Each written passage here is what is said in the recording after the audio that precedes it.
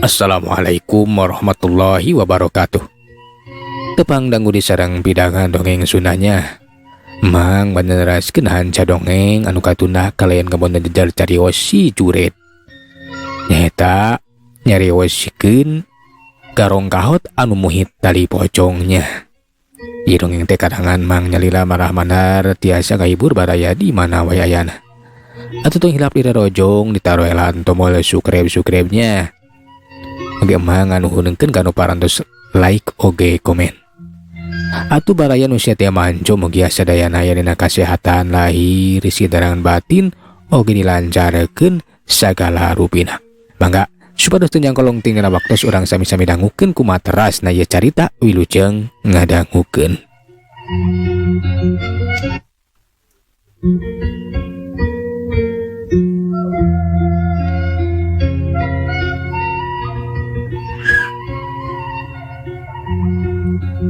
Mitra kaum dangu ayeuna urang malikan deui nyaritakeun si Juret anu banget panasaran ku kayaan dirina. Sabab kungsi karasa lieur jeung awakna teh kapeung ngaradak bau bangke. Atuh bener we isukna teh ini we ka sisi leuweung rek nepungan aki sombet. Teu kacaturkeun di jalanna basa tepi ka sisi leuweung. Si Juret teh kaget nu lain dikieuna. Sabab aki sombet teu kasambak jeung deui aya matak aneh mitra.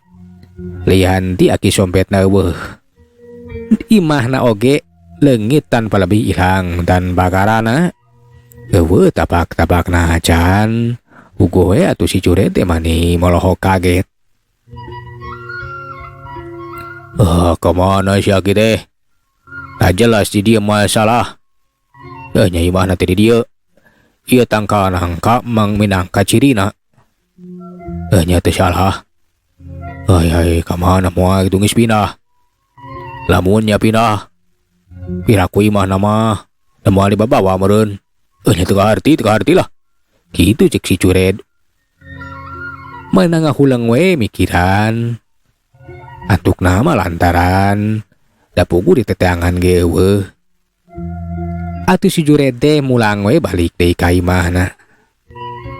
Bari kebeku rasa kakaget jeung rasa penasaran. Tapi ka imah si Juret teh ukur ngahulang we.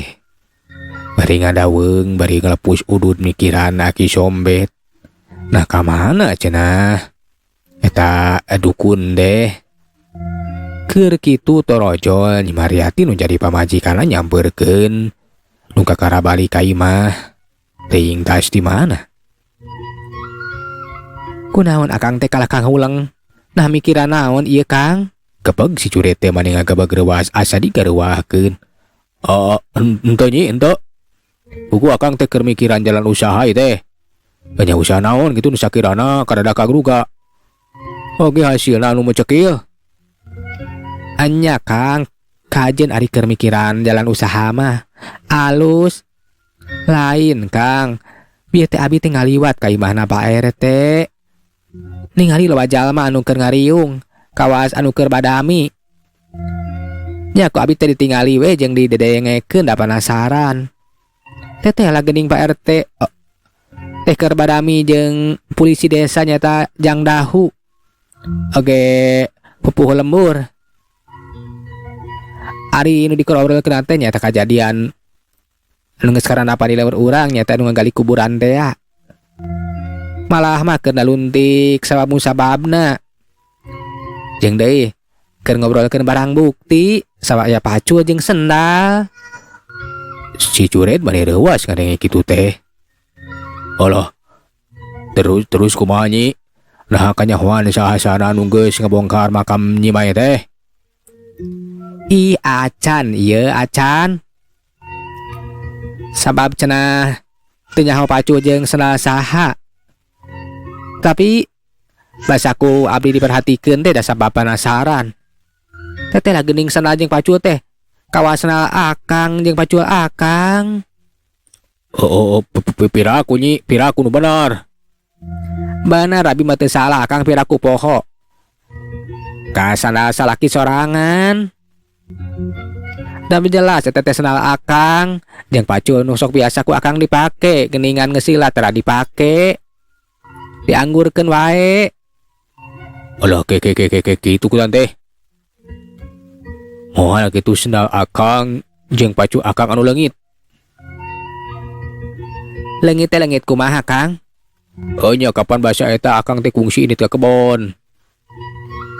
Rek digawe mawa pacul. Nya basa akang ke wawasu, pacul jeung sendal teh ngaradak leungit. Duka ting ka mana? Gitu ku tante. Nah basa iraha Kang, yang ini ke kebon saha? Kapan sakanya abi mah akang teh geus lila teu digawe. Pacul teh kapan geus lila ge dianggurkeun? Kitu cek Nyi Mariati, manehna teh teu kaharti. Teu ge teu percayaeun cenah bisa leungit da kapan. Geus lila oge pacul teh tara dipake ku si Juret, da puguh si Juret teh pangedulan atuh. Basa eta geuning. Basa memeh nyimae maehan maneh. Aya kejadian eta kuburan digali. Anya kapan harita teh nyai teh keur init. Nya Kang teh ka kebon we rek digawe. Tak kitu Nyi. Alah kitu horeng teh nya Kang. Anya lamun bener eta teh sendal jeung pacul akang, kumaha lamun eta sandal jeung pacul teh bener disalahgunakeun ku jalma jahat, dipake ngagali kuburan Nyi Mae? Alah, kumaha lamun akang rek jadi katempuhan? Nyanyi tapi kapan cal aya nu nyahoankeun beureun nya? Anya cara anu nyahoankeun da puguh kapan? Pacul akang mah jarang dipake, jarang nu nyahoankeun. Alah, nya. Aduh, keun ari urusan sendal pasti da sendal mal Bandung sarua. Mending geus we sendal akang, pacul akang anu nyahoankeun. Nya teh pacul bogana akang. Tapi lah keun bae lah. Lamun seug apaleun mah anu nyaho eta teh sendal akang, bakal dibejakeun we. Maksud teh lamun pacul akang kitu tah. Bakal dibejakeun we lamun eta pacul teh geus leungit. Kitu Nyi. Atuh Nyi Mariati ge aya nama hariwangeun inggis nu jadi salakina teh nya katempuhan. Sabab cenah sendal jeung pacul teh kungsi leungit. Itu mitra kayaan si Juret. Tapi si Juret sarua hariwang we, inggis dosana teh katohyan ku urang lembur.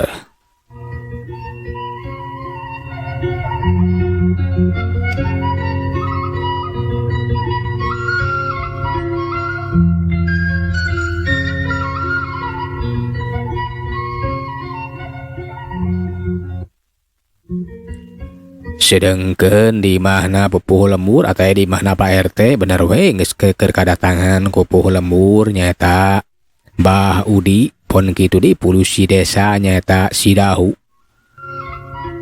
Nu keur badami we ngeunaan kejadian eta lembur malah mah keur badami ngeunaan panaluntikan. Kadenge harita teh Pak RT teh anu cacarita. Tah jadi bapak mah masrahkeun ka Jang Dahu ye. Salaku polisi desa pikeun naluntikna sabab tangtu we saeutik gedena ngarti kana urusan nu kararitu oge bisa aya hubungan jeung nu berwajib. Nya siap Pak RT keun eta mah tugas oge tanggung walar abdi urusan naluntikna. Siap lah. Nya tah bener ari Jang Dahu mah tangtu ahlina. Oge bisa minang saraya kanu berwajib. Lamun sakirana can kapanggih sahaya eta nu boga dosana. Sabab ku kapanggihna barang bukti bisa disusut. Daras bah pokona mah kudu kanyahoan oge katewak tah nu boga dosana teh. Sawari barang bukti mah aya. Kan bae. Kari nyahoan keuna pacul jeung saha ieu teh. Keke cikan hare kumaha rarancang ujang teh dina naluntik ye. Ceuk Pak RT penasaran. Nah naon cenah rarancang eta Sidahu atau polisi desa teh? Abdi bakal minta dibantu ku Hansip pikeun daluntikna. Moal waka minta tulung kanu berwajib. Oge moal waka neangan halu jauh. Sabab ieu barang bukti teh rek ditaluntik heula di ieu lemur rek ditanyakeun. Naha senda jeung pacu saha tak kitu. Pokona unggal imah rek didatangan. Pangeusina rek tanya saurang-saurang. Lamun coba-coba ngabohong bakal diancam. Bakal urusan yang berwajib gitu cek eta Jang Dahu. Tah gitu Jang, bener alus, bener bapak mah satuju pisan. Anya dah bahasa eta mah ku bapak. Can ditanya kabeh warga lembur teh. Ukur diumumkeun we ka jelema anu aya harita. Anya kudu ditanya saurang-saurang. Tapi kumaha urusan Hansip Pak RT? Urusan Hansip mah gampang. Kewe bapak rek ngajak Mang Loyor jeung Aki Jumi pikeun maturhan Ujang. Mohon saya teh kitu mah. Nya tak kitu we. Pokona mah sing nepikeun ka Kapanggi eta nu boga dosana kudu sagancang ditewak, kudu gancang dihukum.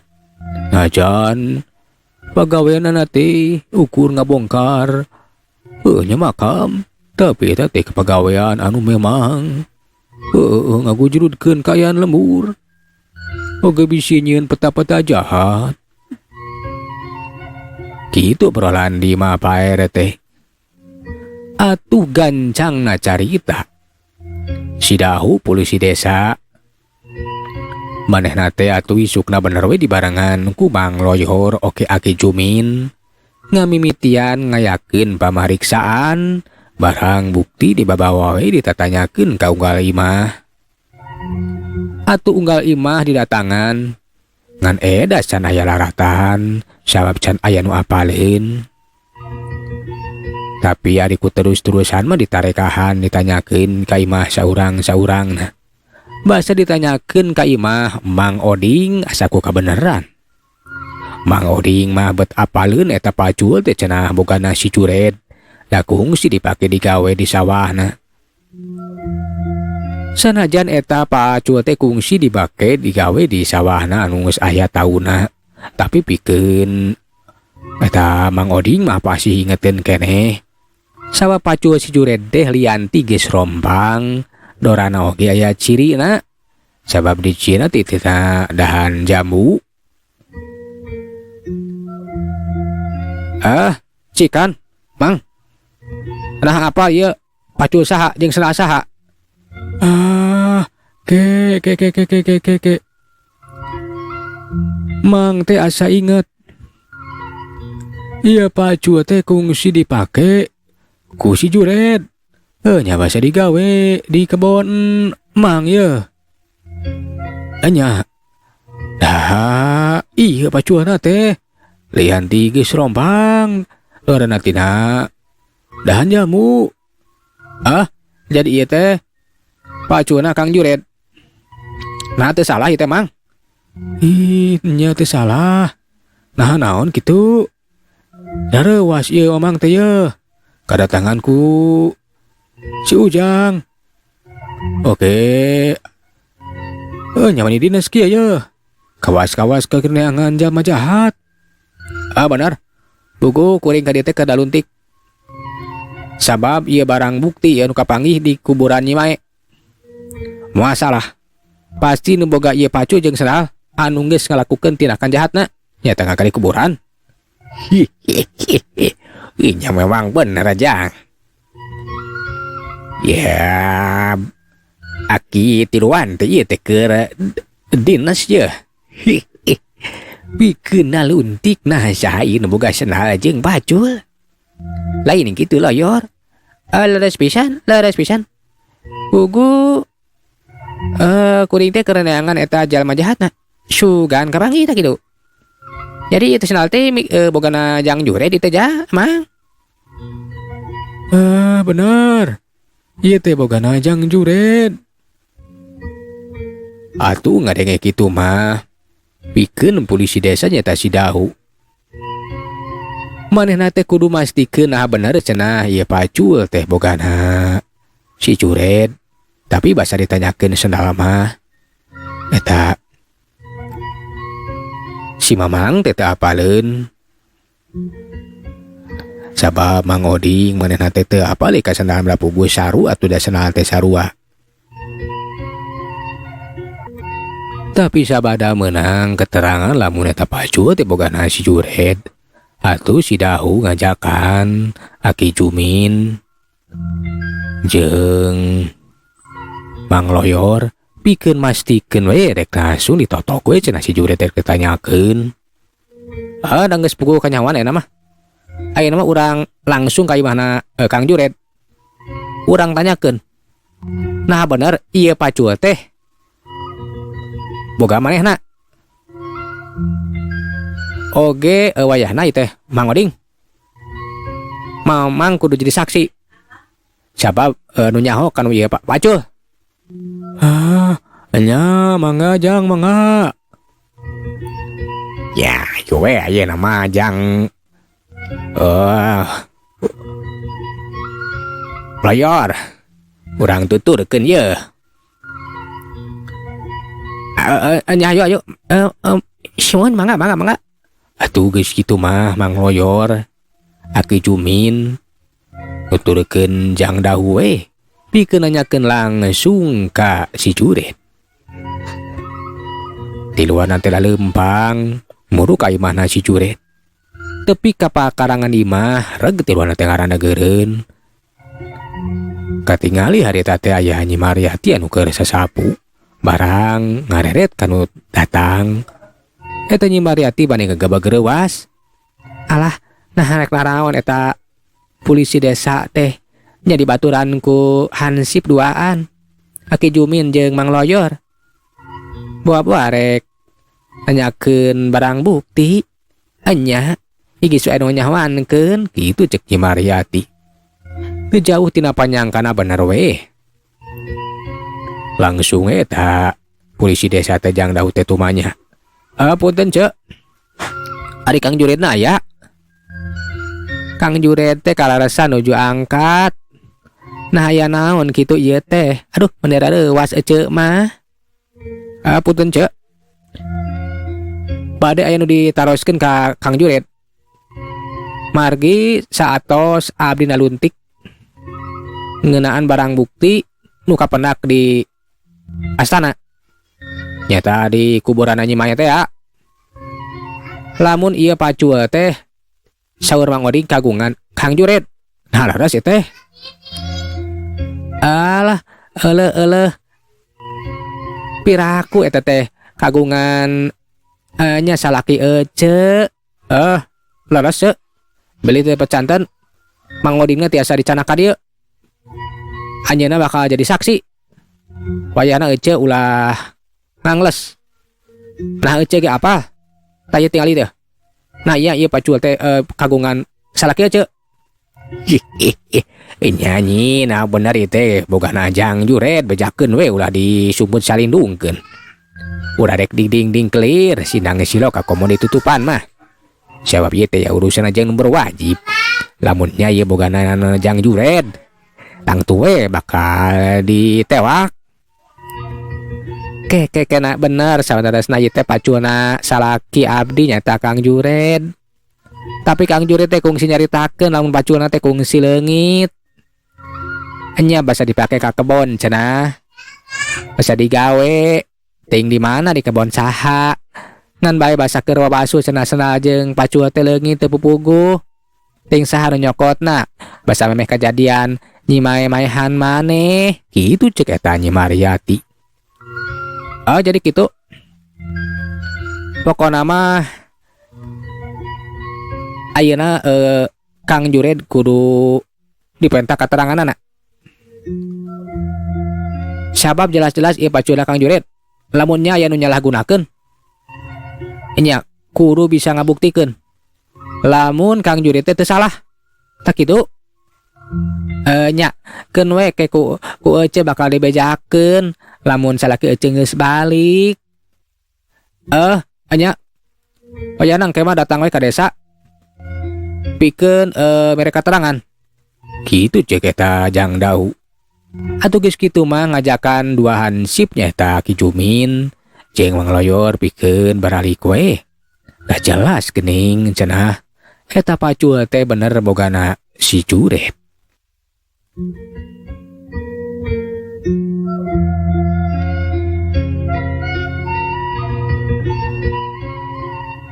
Sedengkeun si Juret anu keur diomongkeunana harita teh manehna teh keur kukulamperangan we ka lembur sejen. Manehna rek nyoba-nyoba usaha teh ya. Kangaranan geus boga jimat tali pocong anu ngandung tuah kasakten sakumaha cek Aki Sombe teh ya. Atuh si Juret teh manehna teh nyobaan nyokot barang batur we atawa maok teh disebutna. Berkah bener pagawean si Juret teh eueuh anu nganyahoankeun ari kitu mah sabab cirimna teh ngadadak teu bisa katingali. Tapi di eta lembur anu kadatangan ku si Juret anu barangna dipaog teh mani kucrud we. Malahan mah disangkara teh dicokot ku Bagong kajajaden atawa dicokot ku tuyul sabab teu kanyahoan anu boga dosana. Atuh si Juret balik we kalawan hasil anu mocekil. Teteh lah ieu cimat teh mati oge ampuh. Bener, usaha teh gampang. Sabab aing ngagarong teu kanyahoan.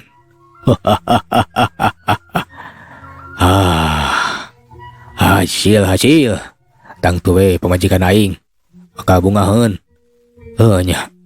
Saw aing teh geus usaha yeuh anu ngahasilkeun. Kitu si Juret bari kebate balik ka lemurna. Tepi ka imah kasambak Nyi Mariati geus ngadagoan kawas anu geus keur ngadagoan nu jadi salakina. Sabab hayang buru-buru ngabejakeun ka imahna teh kadatangan ku polisi desa nyaeta Jang Dahu anu dibaturan ku Mang Loyor jeung Aki Jumin salaku hansip. Alah, akang natas ti mana atuh? Kapan akang teh geus usaha nyi. Geus neangan usaha we. Tah yo. Ya hasilna yo. Cek si Juret bari ngasongkeun duit. Puguh we teh Nyi Mariati teh mani colok. Bunga nu lain nikina sabab teteh lah si Juret teh tara-tara bet mawa duit sagarupa jeung kawilang gede. Alah, mani gede geuning usaha naon akang teh nah beburuh naon? Aya bisnis we bisnis lah. Teu kudu hayang nyaho nu penting mah hasil. Ke. Nah kumaha aya naon ieu teh? Kadatangan polisi desa sagala rupa. Anya puguh ge. Eta Jang Dahu teh datang ka dieu dibarengan ku Mang Loyor jeung Aki Jumin. Cenah mah geus kanyahoankeun lamun pacul teh bogana akang. Da eta dibejaan ku Mang Oding. Sama Mang Oding teh kungsi cenah. Ningali eta pacul teh dipake ku akang wasa digawe di kebona. Kitu akang. Atuh si Juret teh ngagebag reuwas. Olah kitu kutan teh. Terus dibejakeun kumaha ku Nyai. Nya ku abi teh dibejakeun we lamun pacul teh geus dilaleungit. Memeh kajadian nyi mae ngagantung maneh alias mayahan maneh tah kitu Kang. Tah bener kitu dibejakeun kitu weh. Terus kumaha? Tapi cenah akang teh kudu ngabere katerangan. Kudu init ka desa pikeun ngabere katerangan lamun pacul jeung sendal teh geus leungit akang. Oge ngabuktikeun lamun akang teh teu salah. Alah kitunya. Nya heuglah. Akang rek init teh ka ditu wae na. Nya urang bejakeun. Bener da sendal jeung pacul teh leungit. Kitu cek si Juret. Atuh teu lila manehna langsung we init ka desa da hayang langsung jonghok jeung Jang Udi nyata polisi desa. Bener we kasambak masih araya keneh di bade desa aya hansip ke masih keneh aya nyata Mang Loyor jeung Aki Jumin. Basa tepi langsung we tanya nu tumanya langsung ka polisi desa teh. Kumaha Jang? Jadi ujang teh kena luntik keunaan saha jalma nu boga dosa dan geus sabongkar makam. Nyiwainya. Ah, bener Kang. Nah Kang geus apa? Lamun kuring tiluan teh datang ka imah Kang. Ieu nyetang tuwe mata Akang datang ka dieu ge. Jeung deui Akang teh rek kabejakeun bener. Lamun eta pacu teh pacu Akang. Jeung cenah Akang. Sabab geus leungit lila-lila pugu ge memeh kajadian nyimai-maihan maneh. Jadi larasnya lamun pacu teh pacu Akang nyandal Akang. Jadi kieu Kang. Kuring teh kena luntik. Sabab sagala oge ku pasti anu diteangan teh barang bukti pikeun nganyahoankeun saha anu boga dosana. Ayeuna geus kanyahoan barang buktina. Lamun eta sendal jeung pacu teh bogana Kang Juret. Tang tuh. Lamun ningali eta mah pasti jelas moal nengan jurig untuk kadeuleu. Pasti Kang Juret anu bakal diincer. Sabi dianggapna nu geus boga dosana. Tapi na ya Kang, ayeuna datang mere katerangan. Oge ngaku lamun eta sendal jeung pacu teh bogana Akang, tapi geus leungit. Kuring ge teu bisa nangtukeun. Lamunnya Akang teh anu boga dosana. Oge teu bisa nangtukeun lamun Akang teh bener geus kalengitan eta sendal jeung pacu. Tetap kudu ditaluntik. Oh nya. Mungkin awe sing dibikin kapanggih ta jalma jahatna. Oh jadi ke Akang teh katempuhan. Kawiri-wiri leungit jeung pacu. Anu ngabongkar makam. Teu we nya bener-bener moal jangan jurig tu kadeuleu. Tapi Akang mah teu rumasa. Teu rumasa geus nggali makam sagala rupa. Keur naon atuh jeung deui sararieun teuing. Ngaran nyimai paehna ge ngagantung maneh. Kitu cek si Curet.